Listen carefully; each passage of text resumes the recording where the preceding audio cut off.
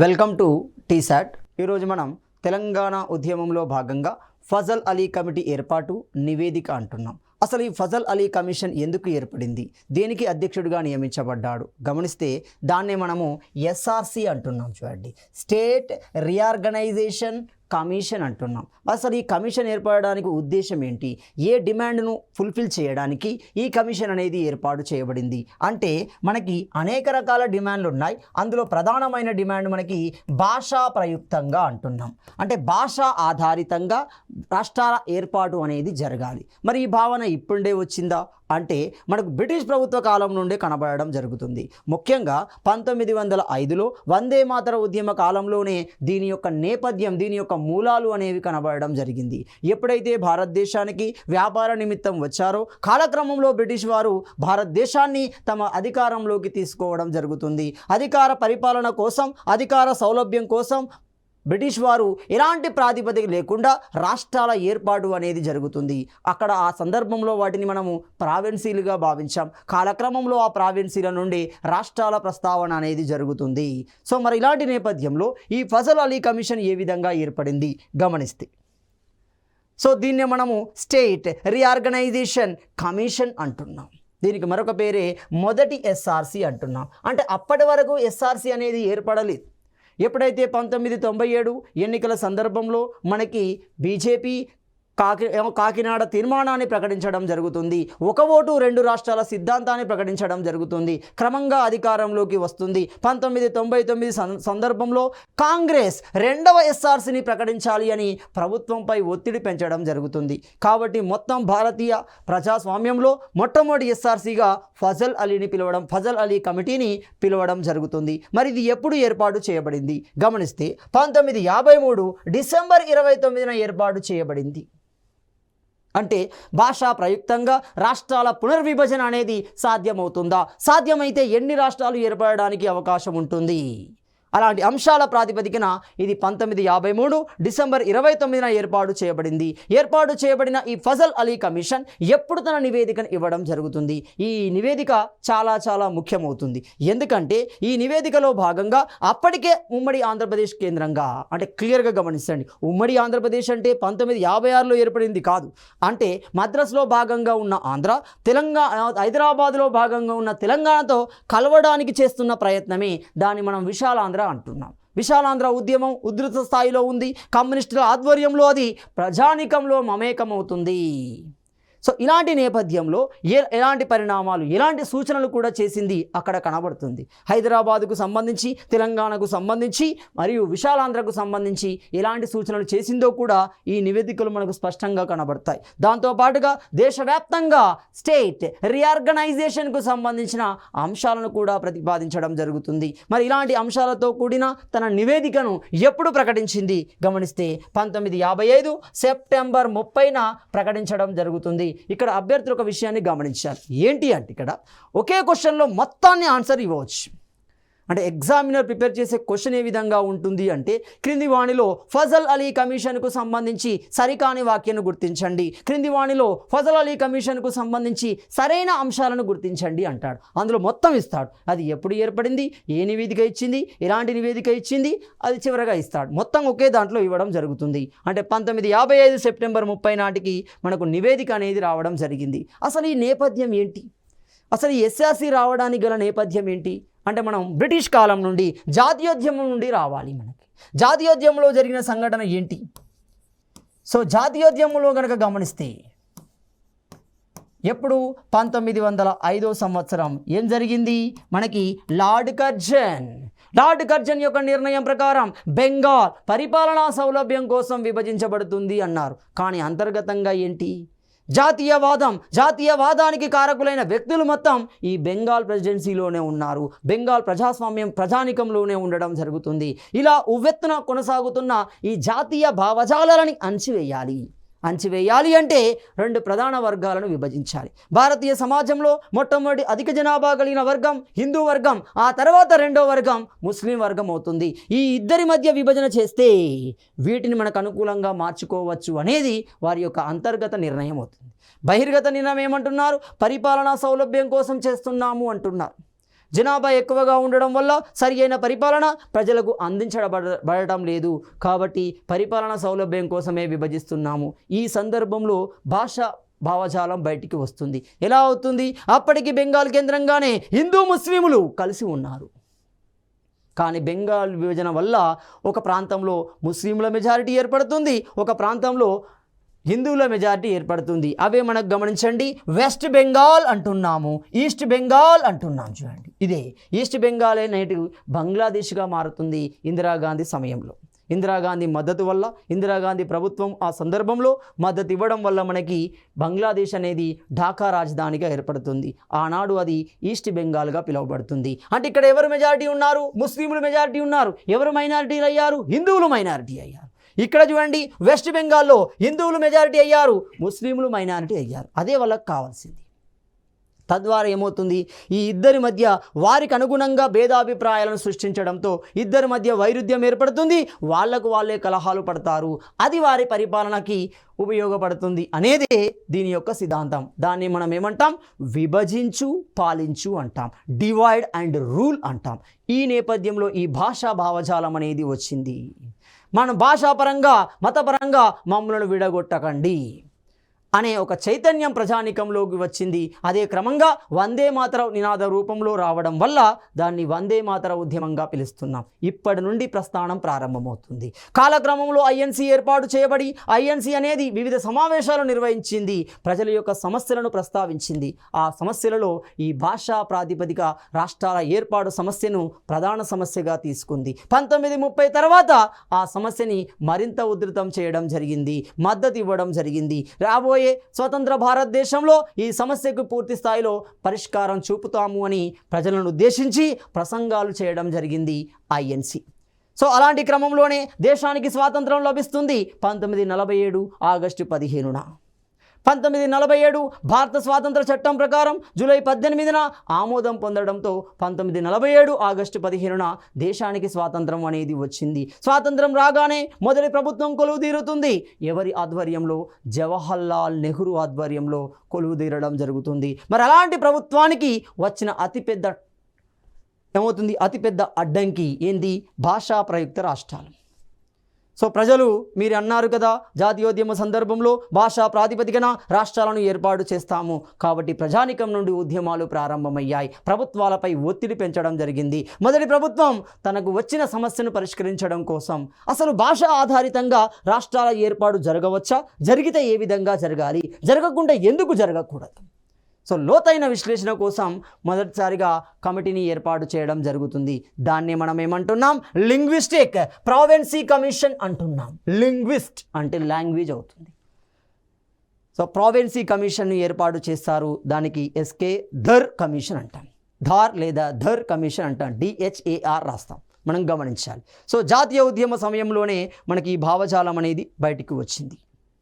So క్రమంగా మనకి SK Dhar committee ఏర్పాటు చేయబడుతుంది. మరి ఈ కమిటీ యొక్క ఉద్దేశం ఏంటి అంటే భాషా ప్రాతిపదికన రాష్ట్రాల ఏర్పాటు చేయవచ్చా? పునర్వ్యవస్థీకరణ చేసే అవకాశం ఉంటుందా? కానీ ఈ కమిటీ తిరస్కరిస్తుంది. ఎందుకంటే అప్పుడప్పుడే దేశానికి స్వాతంత్రం వచ్చింది, అనేక సమస్యలు ప్రజానీకంలో ఉన్నాయి, వాటిని ఫస్ట్ తీర్చాలి. ఇది అతిపెద్ద సమస్యే అవును, కానీ అంతకంటే ముందు దేశం స్థిరత్వంలోకి వెళ్ళాలి, పరిపాలనా సౌలభ్యంలోకి వెళ్ళాలి, అప్పుడు ఆలోచిస్తే బాగుంటుందనేది దాని యొక్క నిర్ణయం రావడం జరుగుతుంది. సో క్రమంగా ప్రభుత్వాల నుండి క్రమంగా ప్రజానీకం నుండి ఉద్యమాలు లేవనెత్తబడడంతో ఈ కమిటీ నివేదికను తిరస్కరిస్తున్నారు. సో ప్రజా ఉద్యమాలు మరింత ఉధృతంగా మారుతున్నాయి. 1948లో భారతదేశ ప్రభుత్వం భాషా ప్రాతిపదికన రాష్ట్రాలను నిర్వహించే సాధ్యాసాధ్యాలను అమలు చేయడం కోసం, వాటిని పరిశీలించడం కోసం ఎస్కే ధార్ అధ్యక్షతన భాషా ప్రావిన్సీ కమిషన్ను నియమించడం జరుగుతుంది. సో దీనికి ఇచ్చిన ప్రాతిపదిక ఏంటి? కమిషన్ రాష్ట్రాల పునర్వ్యవస్థీకరణ యొక్క భాషా ప్రాతిపదికను తిరస్కరించింది. భాషనే ఆధారంగా చేసుకోవద్దు అంటూ ఇక్కడ ఒక విషయాన్ని గమనించాలి. అందరూ ఏమనుకుంటారు? ఎస్కే ధార్ కమిషన్ భాషా ప్రాతిపదిక రాష్ట్రాల ఏర్పాటు తిరస్కరించింది అని. కానీ తిరస్కరించలేదు. ఇక్కడ ఏమంటుంది అంటే రాష్ట్రాన్ని పునర్వ్యవస్థీకరించడం కోసం లేదా రాష్ట్రాన్ని ఏర్పాటు చేయడం కోసం ఒక భాషను మాత్రమే ప్రాతిపదికన తీసుకోకూడదు. ఎందుకు తీసుకోకూడదు? భారతదేశం గమనిస్తే మతాల ప్రయోగశాలగా పిలువబడుతుంది. అనేక మతాలు, ప్రతి మతం ప్రత్యేకమైన భాషను కలిగి ఉంటుంది. ఒకవేళ భాషని ఆధారంగా తీసుకొని రాష్ట్రాన్ని ఏర్పాటు చేస్తే ప్రతి భాష రాష్ట్రాన్ని కోరుకుంటే దేశం మొత్తం చిన్నాభిన్నమవుతుంది, దేశ సమగ్రత అనేది చిన్నాభిన్నమవుతుంది. కాబట్టి దాంతోపాటు మరిన్ని క్రైటీరియాలు తీసుకోమని చెప్తుంది. అంటే వ్యతిరేకించడం కాదు, ఆ అంశమే ప్రధాన అంశంగా ఉండడం బాగుండదు. వాటితో పాటు మరిన్ని అంశాలు తీసుకుంటే భవిష్యత్తులో ఉద్యమాలు రాకుండా మనం ఆపు చేయవచ్చు, దేశ సమగ్రతను కాపాడవచ్చు అనేది దీని యొక్క ఉద్దేశం. మరి ఏం చెప్పింది? భాషతో పాటు ఎలాంటి ప్రాతిపదికలు తీసుకోమంది, రాష్ట్రాన్ని పునర్వ్యవస్థీకరించే సందర్భంలో ఎలాంటి ప్రాతిపదికలు తీసుకోవాలి అంటుంది. ఫస్ట్ ప్రాతిపదిక భౌగోళిక సారూప్యత అంటున్నాం. ఇది చాలా చాలా ఇంపార్టెంట్. భౌగోళిక సారూప్యత అనేది ఒక వ్యక్తి యొక్క జీవన విధానాన్ని, నడవడికని, సాంప్రదాయ ఆచార వ్యవహారాన్ని అది ప్రభావితం చేయడం జరుగుతుంది. ఉదాహరణకి భారతదేశంలో గమనించండి, ఉత్తర భారతీయుల యొక్క ప్రధాన ఆహారం ఏమవుతుంది? గోధుమ. దక్షిణ భారతం యొక్క ప్రధాన ఆహారం ఏమవుతుంది? వరి అవుతుంది. ఈశాన్య భారతాన్ని గమనించండి, మధ్య భారతాన్ని గమనించండి, వాయువ్య భారతాన్ని గమనించండి, కాశ్మీర్ లాంటి మొత్తం తలభాగాన్ని కనుక గమనించండి. భౌగోళిక ప్రాంతం బట్టే జీవన విధానం అనేది మార్పు చెందుతుంది, అతని ఆలోచన సరళి అనేది మార్పు చెందడం జరుగుతుంది. కాబట్టి భౌగోళిక సారూప్యతను కూడా తీసుకోండి. ఇక్కడ ఇంకో లోతుగా గమనిస్తే, ఇప్పుడు ఇనుము ఖనిజాన్ని కనుక గమనించండి, అవి కొన్ని ప్రాంతాలలో మాత్రమే కేంద్రీకృతమయ్యాయి. బొగ్గు ఖనిజాన్ని గమనించండి, అవి కొన్ని ప్రాంతాలలో మాత్రమే కేంద్రీకృతమయ్యాయి. మరి అలాంటి ఆ కేంద్రీకృతమయ్యే వనరులతో కూడిన ఒక రాష్ట్రాన్ని ఏర్పాటు చేస్తే దానికి యూజ్ అవుతుంది, ఇంకో ప్రాంతానికి నష్టం అవుతుంది. కాబట్టి దీని ఒక క్రైటీరియాగా తీసుకోండి. దేన్ని క్రైటీరియాగా? భౌగోళిక సారూప్యతని మొదటి క్రైటీరియాగా తీసుకోండి. రెండో క్రైటీరియా ఆర్థిక స్వావలంబన అంటున్నాం. తొందరపడి ఒక రాష్ట్రాన్ని పునర్వ్యవస్థీకరిస్తే అది భవిష్యత్తులో మనుగడ సాధించగలదా? అది గమనించాలి. సరే, ఆనాటికి ఆ నిర్ణయం ప్రకారం ఒక రాష్ట్రాన్ని ఏర్పాటు చేస్తాం, అది బాగానే ఉంది, ప్రజల నుండి డిమాండ్ వచ్చింది, బాగానే ఉంది. కానీ భవిష్యత్తులో వీళ్ళు మనగలుగుతారా? ఒక రాష్ట్రానికి ఉండే అన్ని వ్యవస్థలను వాళ్ళు సిద్ధం చేసుకోగలుగుతారా? దాన్ని కూడా చూడాలి. మరి ఏ విధంగా చూస్తాము ఆర్థిక స్వావలంబన? ఆ ఏర్పాటు చేయబడే రాష్ట్ర పునర్వ్యవస్థీకరణకి సంబంధించిన వనరులను ప్రధానంగా తీసుకోవడం జరుగుతుంది. కాబట్టి ఆర్థిక స్వావలంబనను కూడా తీసుకోమంటున్నాడు. మూడోది పరిపాలనా సాధ్యతను కూడా తీసుకోమంటున్నాడు. చాలా చాలా ఇంపార్టెంట్. సో పరిపాలనా సాధ్యత ఉంటుందా? 3. 4 అభివృద్ధి సంభావ్యతను తీసుకోండి. అంటే భవిష్యత్తులో అభివృద్ధి చెందడానికి అవకాశాలు ఉన్నాయా? అక్కడ ఎలాంటి వనరులు ఉన్నాయి, ఎలాంటి పరిస్థితులు ఉన్నాయి, వాటిని ఏ విధంగా ఉపయోగించుకోవచ్చు, ఎక్కడ ఉపయోగించుకోవచ్చు, ఎలాంటి అభివృద్ధిని సాధించవచ్చు. కాబట్టి అభివృద్ధి సంభావ్యతను కూడా తీసుకోమంటున్నాడు. సో ఇలాంటివి భాషతో పాటు వీటిని తీసుకుంటే మంచిగుంటుంది. భవిష్యత్తులో సమస్యలు రావడానికి చాలా తక్కువ అవకాశం ఉంటుంది అని చెప్తుంది.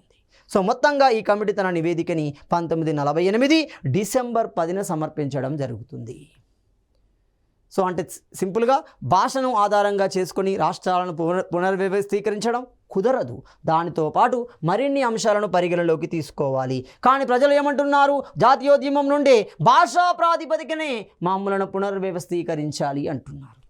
కాబట్టి దానికి వ్యతిరేకమే అవుతుంది కదా. కాబట్టి ఉద్యమాలు మరింత ఉధృతమవుతున్నాయి. ఇలాంటి సందర్భంలోనే ఐఎన్సి సమావేశం అనేది నిర్వహించబడుతుంది. ఇక్కడ 2 ప్రశ్నలు ఉత్పన్నమవుతాయి, బాగా గమనించండి. దేశానికి స్వాతంత్రం వచ్చిన సందర్భం 1947, దీనికి ముందు, దీనికి తర్వాత. ఇప్పుడు 1946 అంటున్నాం. 1946 మీరట్ సమావేశం అంటున్నాం. ఇది ఇంపార్టెంట్. అంటే దేశానికి స్వాతంత్రం వచ్చే సందర్భంలో జాతీయ కాంగ్రెస్ సమావేశం ఎక్కడ నిర్వహించబడింది? మీరట్ కేంద్రంగా నిర్వహించబడడం జరుగుతుంది. ఎవరి అధ్యక్షతన? కృపాలిని అధ్యక్షతన నిర్వహించబడడం జరుగుతుంది. స్వాతంత్రం వచ్చిన తర్వాత మొదటి ఐఎన్సి సమావేశం ఎక్కడ నిర్వహించబడింది? జైపూర్ కేంద్రంగా నిర్వహించబడింది. ఇది ఇంపార్టెంట్. సో మనకి జైపూర్ సమావేశం అంతలోనే ఉత్పన్నమవుతుంది. ఎందుకంటే డిసెంబర్ 10న నివేదిక ఇచ్చింది. ప్రతి సంవత్సరం చివరి నెలలో అంటే నవంబర్ 6 డిసెంబర్లో జాతీయ కాంగ్రెస్ సమావేశాలు నిర్వహించుకునే సాంప్రదాయం కొనసాగుతుంది. కాబట్టి జైపూర్ సమావేశం నిర్వహించబడుతుంది. సో ఆ జైపూర్ సమావేశంలో ఈ ఎస్కే ధార్ కమిటీ యొక్క నివేదిక చర్చించబడడం జరుగుతుంది. మరి ఈ కమిటీలో ఎవరున్నారు, ఏ విధంగా నివేదికను రూపొందించారు గమనిస్తే, సో సభ్యులు గమనిస్తే S K Dhar Allahabad high court retired న్యాయమూర్తి అవుతున్నాడు. ఎస్కే ధార్ లేదా ధర్ అంటున్నా. 2 జగత్ నారాయణ్ లాల్. ఎవరి జగత్ నారాయణ్ లాల్? గమనిస్తే న్యాయవాది మరియు రాజ్యాంగ అసెంబ్లీ సభ్యుడు అవుతున్నాడు. అదేవిధంగా పన్నలాల్, ఎవరి పన్నలాల్? అలహాబాద్ హైకోర్టు రిటైర్డ్ న్యాయమూర్తి అవుతున్నాడు. ఎవరు? పన్నలాల్. ఇలాంటి వ్యక్తులు అందులో సభ్యులుగా ఉండడం జరుగుతుంది. సో ఈ కమిటీ నివేదికలో భాషాపరమైన అంశాల కంటే పరిపాలనా సౌలభ్యం ఆధారంగానే రాష్ట్రాలను పునర్వ్యవస్థీకరించాలని ఖరాఖండిగా తన చివరి అంశంగా అది ప్రతిపాదించడం జరుగుతుంది. సో ఇలాంటి క్రమంలోనే మనకు జేవీపీ కమిటీ అనేది వచ్చింది. మరి జేవీపీ కమిటీ ప్రస్థానం ఏ విధంగా ప్రారంభమవుతుంది? భాషా ప్రాతిపదికన దాని అంశాన్ని పరిశీలించడం కోసం ఏర్పాటు చేయబడిన కేదార్ కమిటీ దాన్ని తిరస్కరించడంతో ప్రజా ఉద్యమాలు జరుగుతున్నాయి. అలాంటి సందర్భంలోనే జైపూర్ సమావేశం జరుగుతుంది. జైపూర్ సమావేశ కేంద్రంగా ఆనాటి కాంగ్రెస్ ప్రభుత్వం ప్రజలకు మరో హామీని ఇవ్వడం జరుగుతుంది. ఈ అంశాన్ని మరింత లోతుగా పరిశీలించడం కోసం 3 సభ్యులతో కూడిన కమిటీ ఏర్పాటు చేయబోతున్నాం. దాన్నే జేవీపీ కమిటీ అంటున్నాం. అందులో ఫుల్ ఫామ్లో షార్ట్ ఫామ్ తీసుకోవడం జరుగుతుంది. ఉదాహరణకు గమనిస్తే ఇక్కడ జవహర్లాల్ నెహ్రూ నుండి జేని తీసుకున్నారు, వల్లభాయ్ పటేల్ నుండి వీని తీసుకున్నారు, పట్టాభి సీతారామయ్య నుండి పి తీసుకున్నారు. మరి ఎవరి పట్టాభి, ఎవరి వల్లభాయ్, ఎవరి జవహర్లాల్ నెహ్రూ? దేశ చరిత్రలోనే, రాజకీయ చరిత్రలోనే మనం గమనిస్తే అత్యధిక కాలం ప్రధానమంత్రిగా కొనసాగిన వ్యక్తి జవహర్లాల్ నెహ్రూ. దేశానికి మొట్టమొదటి ప్రధానిగా కొనసాగిన వ్యక్తి జవహర్లాల్ నెహ్రూ అవుతున్నాడు. సో వాదానికి భారతదేశంలో పూజారిగా పిలువబడుతున్నాడు మనకి జవహర్లాల్ నెహ్రూ. అదే క్రమంలో వల్లభాయ్ పటేల్, సర్దార్ వల్లభాయ్ పటేల్ బార్డోలి తీర్మానాన్ని, బార్డోలి సత్యాగ్రహాన్ని నిర్వహించడం జరుగుతుంది. బార్డోలి వీరుడుగా పిలువబడుతున్నాడు సర్దార్ వల్లభాయ్ పటేల్. భారత ఉక్కు మనిషిగా పిలువబడుతున్నాడు. అతని నిర్ణయాలు అంత కఠినంగా ఉండడం జరుగుతుంది. ఆనాటి స్వదేశీ సంస్థానాలు దేశంలో విలీనం కావడంలో క్రియాశీలకంగా వివరించిన వ్యక్తి సర్దార్ వల్లభాయ్ పటేల్. భారతదేశానికి మొట్టమొదటి హోమ్ మినిస్టర్గా, భారతదేశానికి మొట్టమొదటి ఉప ప్రధానిగా కొనసాగిన వ్యక్తి సర్దార్ వల్లభాయ్ పటేల్ అవుతున్నాడు. రాష్ట్రాల అవుతుంది స్వదేశీ సంస్థానాలు దేశంలో విలీనం కావడానికి కావలసిన కమిటీ చైర్మన్గా ఉన్న వ్యక్తి సర్దార్ వల్లభాయ్ పటేల్ అవుతున్నాడు. మరి ఎవరి? పట్టాభి సీతారామయ్య. ప్రముఖ గాంధేయవాది అవుతున్నాడు. జన్మభూమి పత్రికను స్థాపించడం జరుగుతుంది. భారత జాతీయ కాంగ్రెస్ పుస్తకాన్ని రాసిన వ్యక్తి పట్టాభి సీతారామయ్య అవుతున్నాడు. మొదటిసారిగా 1948లో గాంధీజీ మరణించిన సందర్భంలో ఇతను ఒక ప్రకటన చేస్తాడు. గాంధీ మరణించవచ్చు కానీ గాంధీయిజం మరణించదు అనే స్టేట్మెంట్ ఇచ్చిన వ్యక్తి పట్టాభి సీతారామయ్య. ఇలాంటి 3తో కూడిన జేవీపీ కమిటీ అనేది రూపుదిద్దుకోవడం జరుగుతుంది 1948 డిసెంబర్ నెలలోనే. ఎగ్జాక్ట్ డేట్ కనుక గమనిస్తే 1948 డిసెంబర్ 18న ఈ జేవీపీ కమిటీ అనేది ఏర్పడింది. మరి ఈ కమిటీలో ఎంతమంది ఉన్నారు? ఒక కమిటీలో ఉన్న సభ్యులను బట్టి ఆ కమిటీ పేరు పెట్టడం జరుగుతుంది. ఒకవేళ ఆ కమిటీలో ఒకే సభ్యుడు కనుక ఉంటే ఏకసభ్య కమిటీ అవుతుంది. ఉదాహరణకి గిర్గ్లానీ కమిషన్ అనేది ఏకసభ్య కమిటీ అవుతుంది. సుందరేషన్ కమిటీ అనేది ఏకసభ్య కమిటీ అవుతుంది. అదేవిధంగా ఒక కమిటీలో 2 సభ్యులు ఉంటే దాన్ని ద్విసభ్య కమిటీ అంటున్నాం. ఒకవేళ కమిటీలో 3 సభ్యులుంటే దాన్ని త్రిసభ్య కమిటీ అంటున్నాం. ఫజల్ అలీ కమిషన్ త్రిసభ్య కమిటీ, జేవీపీ కమిటీ త్రిసభ్య కమిటీ అవుతుంది. 3 కంటే ఎక్కువగా ఒక కమిటీలో సభ్యులు కనుక ఉంటే దాన్ని బహుళ సభ్య కమిటీగా పిలవడం జరుగుతుంది. సో జీవీపీ కమిటీ అనేది ఏమవుతుంది? ఒక త్రిసభ్య కమిటీగా పిలవడం జరుగుతుంది. ఇది మొత్తంగా భాషా ప్రయుక్త రాష్ట్రాల పునర్వ్యవస్థీకరణకు సంబంధించిన అంశాలను లోతుగా పరిశీలించింది. తన నివేదికని 1949 ఏప్రిల్ 1న ఇవ్వడం జరిగింది. సో మరి ఆ నివేదికలో ఏముంది? ఇది కూడా క్లియర్గా తిరస్కరించింది. ఇది సరి అయిన సమయం కాదు. క్లియర్గా తార్ కమిషన్ సమర్పించిన నివేదికలో ప్రజలలో తీవ్ర ఆగ్రహానికి గురి చేశారు. ఫలితంగా 1948 జైపూర్ సమావేశంలో తార్ కమిషన్ యొక్క సిఫార్సులని పరిశీలించడానికి ఈ కమిటీ ఏర్పాటు చేసింది. ఆ సిఫార్సులను పరిశీలించింది. ఆ సిఫార్సులలో వాస్తవాన్ని కూడా ఈ కమిటీ గుర్తించింది.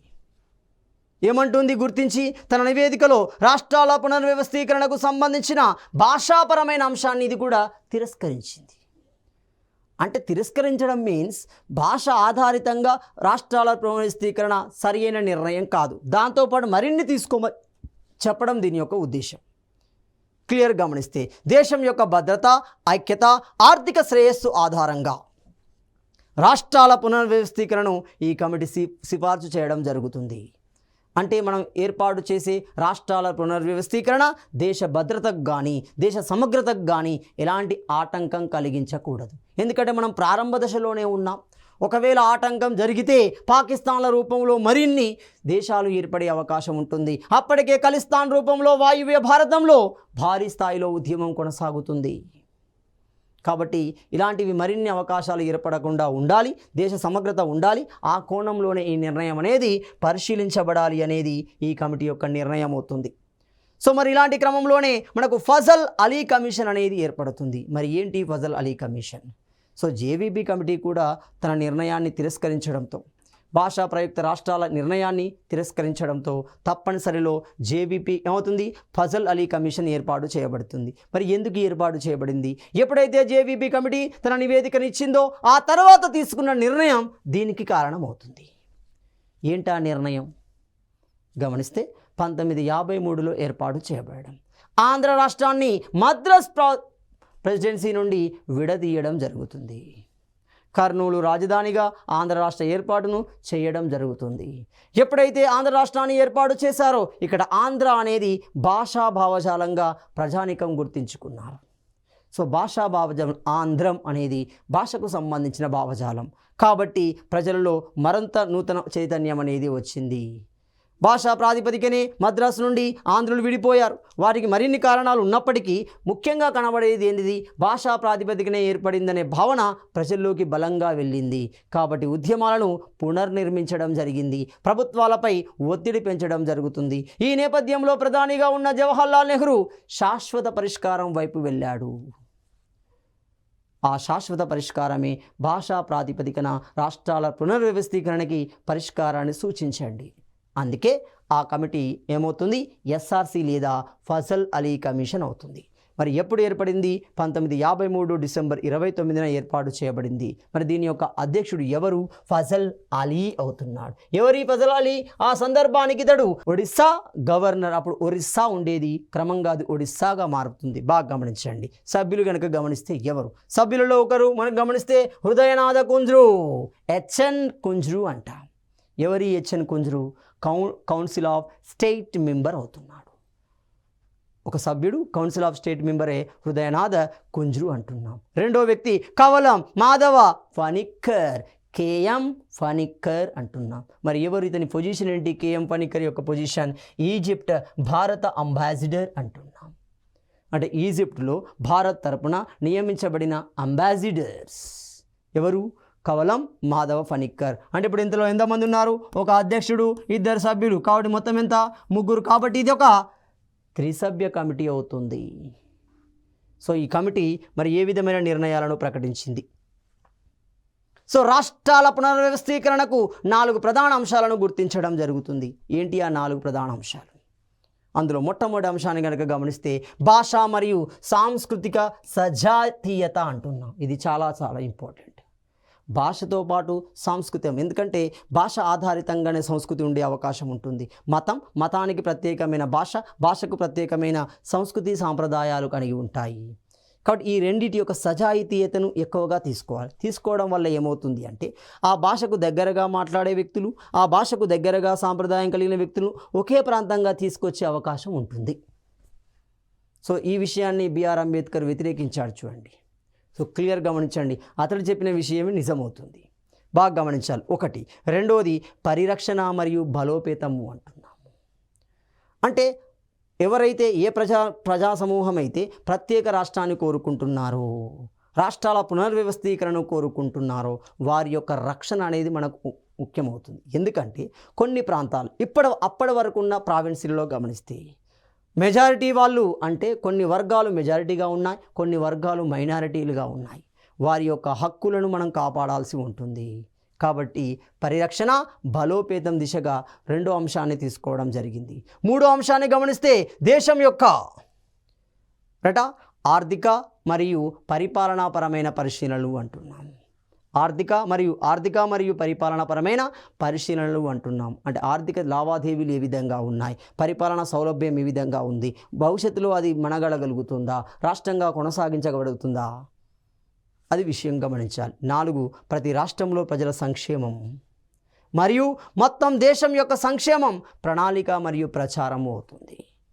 రాష్ట్రాల సంక్షేమం, రాష్ట్రాలలోని ప్రజా సంక్షేమం నేపథ్యంలో దేశ సంక్షేమాన్ని కూడా సమగ్రతను కూడా పరిగణలోకి తీసుకోవాలి. ఇలాంటి 4 ప్రధాన అంశాలను గుర్తించింది. వీటిని ఆధారంగా లోతుగా పరిశీలించి రాష్ట్రాల పునర్వ్యవస్థీకరణకు సంబంధించిన నివేదికను పరిశీలిస్తుంది. సో మరి ఆ నివేదికలో ఏమున్నాయి? సో ఈ కమిటీ ప్రకారం తన నివేదిక ద్వారా 27 రాష్ట్రాలను, అంటే ఆనాటికి ఉన్న 27 రాష్ట్రాలు అనుకోండి, వాటిని ఏం చేసేది 16 రాష్ట్రాలుగా 3 కేంద్రపాలిత ప్రాంతాలుగా పునర్వ్యవస్థీకరించాలని సూచించడం జరిగింది.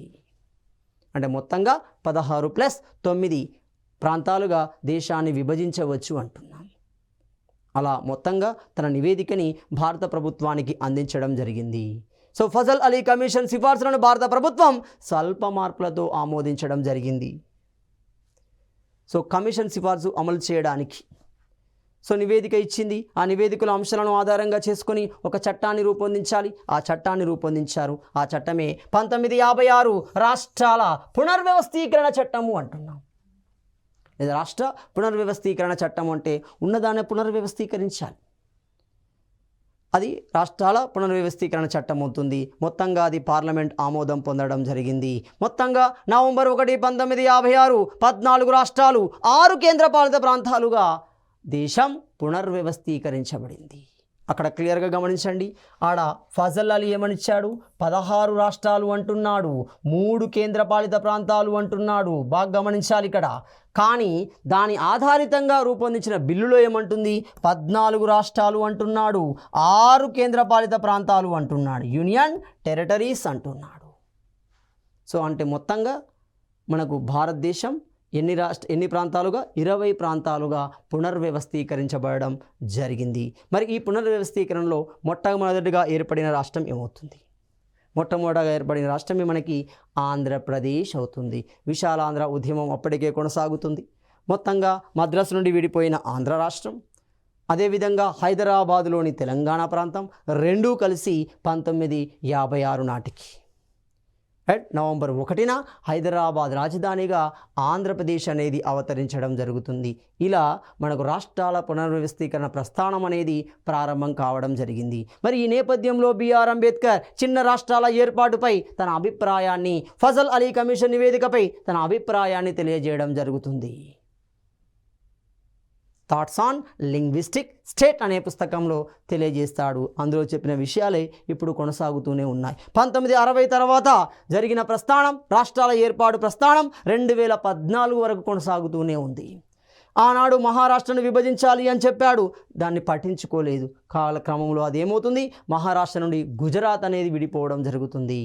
పంజాబ్ 2 ముక్కలుగా అటు పంజాబ్ ఇటు హర్యానాగా మారిపోయింది. చూడండి, పంజాబ్ కేంద్రంగా సిక్కులు, హర్యానా కేంద్రంగా హిందువులు, అంటే భాషాపరమైన విభేదాలు కూడా వచ్చాయి. చూడండి, అంటే కాలక్రమంలో 2000 సంవత్సరానికి మనకు ఛత్తీస్గఢ్ కానీ, జార్ఖండ్ కానీ, ఉత్తరాఖండ్ 2014 జూన్ 2 నాటికి మనకేమవుతుంది?